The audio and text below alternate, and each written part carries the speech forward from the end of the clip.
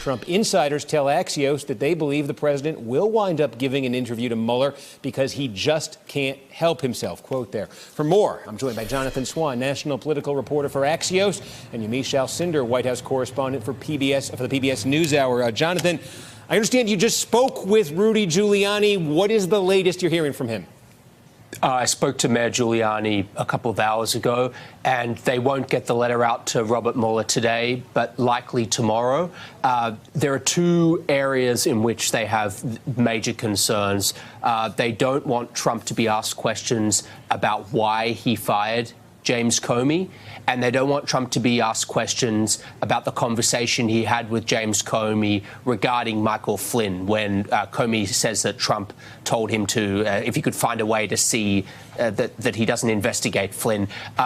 Rudy Giuliani considers both of those questions a perjury trap, and he says that Trump has answered them, in public and in other places, so doesn't want him to go under oath to answer them. But besides that, it sounds like they're not ruling out answering questions that relate to obstruction of justice in other. They're not putting like a hard and fast rule about no questions surrounding obstruction of justice. But those are obviously two of the pretty substantial. When you talk about obstruction of justice, those are two fairly central stories that would have to be reconciled. So anyway, we're still at an impasse. They're still debating, arguing, but Trump wants to do the interview. And again, whenever we talk to people who've spoken to the president, they say that he's eager to sit down with him. So the question is, can his lawyers, restrain him from doing that? I don't know. It's a fascinating dynamic. Yamiche, in terms of what the special counsel, what his team might think of this, what's your sense of that? If the offer from the president's team is, sure, go ahead and talk to him, don't talk to him about firing Comey, don't talk to him about the conversation with Comey, you think that's anything that Mueller would be willing to work with? Well, I think I think we're still trying to figure out whether or not that's something that they would do. I've talked to Rudy Giuliani myself as well, and he vacillates every day from the president is more likely to sit down with Mueller to saying, oh, you know what, today is not feeling as though he's going to be able to sit down. And that's mainly because in his conversations with Robert Mueller's team, he's starting to feel as though he's getting nervous, essentially. The president, I think a lot of reporters have reported this. I've talked to people. The president wants to clear his name. He feels as though he can get in the room, he can sit down, he can talk to Robert Mueller. This is a president who has gone with his gut, who really thinks that he understands how to work a room. But Rudy Giuliani and the president's other lawyers are very worried about whether or not Mueller is going to stick to those things. It's a central question of whether or not he fired James Comey to stop the Mueller probe, and there's this idea, to stop looking into Russia and looking into the connections with Russia in his campaign. So I think there's this idea that if he says that he's not going to ask him about why did you fire James Comey, that's a key question, and I think it'd be hard to say whether or not Robert Mueller is actually going to say yes, I won't ask you that question, because isn't that the question that everybody wants to know? Isn't that also what Lester Holt asked the president and why he got into so much trouble in the first place? Well, Senator Lindsey Graham, who golfed with the president over the weekend, told a room of Republicans last night that he warned President Trump that ending the Mueller investigation would jeopardize the party's chances in November. Graham, the South Carolina Republican, was asked by an audience member if he was willing to end the probe. Here's that exchange. Why don't the two of you step up and stop the Mueller investigation? Well, did Trump ask that question? He must have mentioned that about 20 times. I told the president, I know you don't like it. I know you feel put upon. You just got to ride it out. I want to win in November. If we stop the Mueller probe tomorrow, you wouldn't be able to talk about anything else. Well, Jonathan, I wonder if you could talk a little bit more about this dynamic of the president, how much this is on his mind, how intent he is on at least potentially sitting down if he gets a chance with Mueller and sharing his side of the story. If Giuliani were to craft some kind of a deal, some kind of an arrangement with Mueller, and okay, you get the president, but X is off limits, is Giuliani worried? Do you pick up on it at all that, hey, if you throw Trump in there, all bets are off when it comes to whatever deal you strike?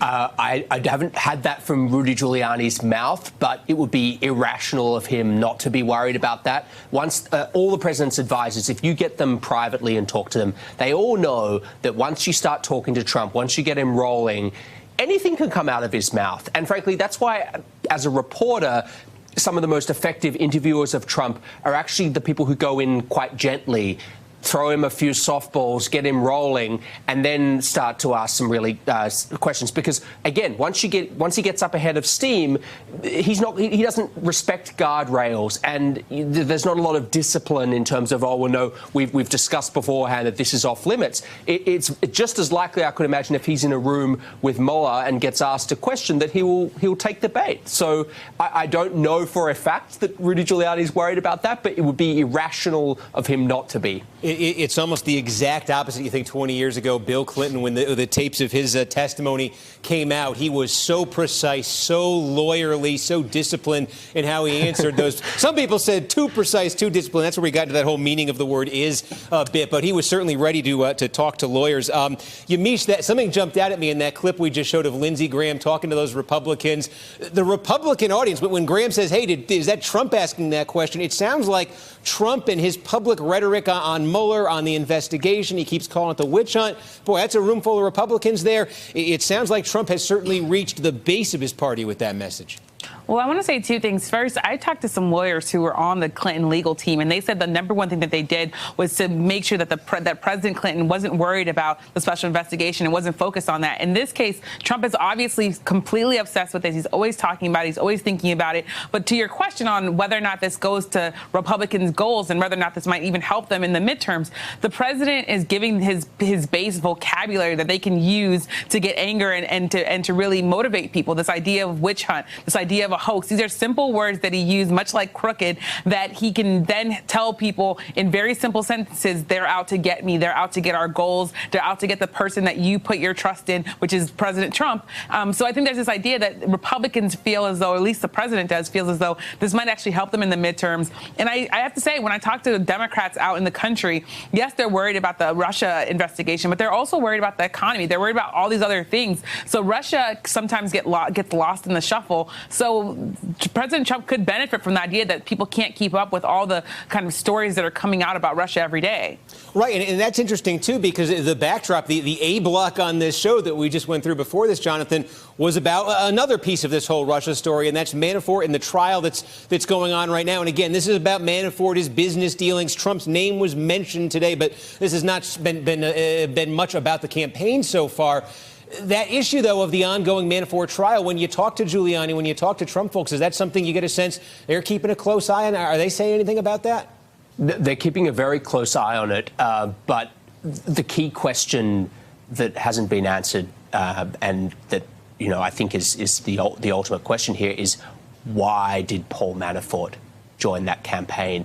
And I've spoken to people who worked at on the campaign and worked with Manafort, and some of them still feel like they don't know the answer to that question. They've seen that he came in, worked for no money, was in extreme amounts of debt, beholden to oligarchs, and I still feel like we don't know the answer to that, and we don't know what conversations still that he had during that campaign. So there is a nervousness about Manafort, but I'd say if you're starting to create a hierarchy of nervousness, the Michael Cohen situation was much higher on the anxiety level than Manafort. I hear Michael Cohen's name invoked far more often than I hear Paul Manafort's. Yeah, that's fascinating. And again, Yamiche, just quickly, in terms of the political fallout here, we're on the eve of midterm elections. We got a special election with polls closing any minute now.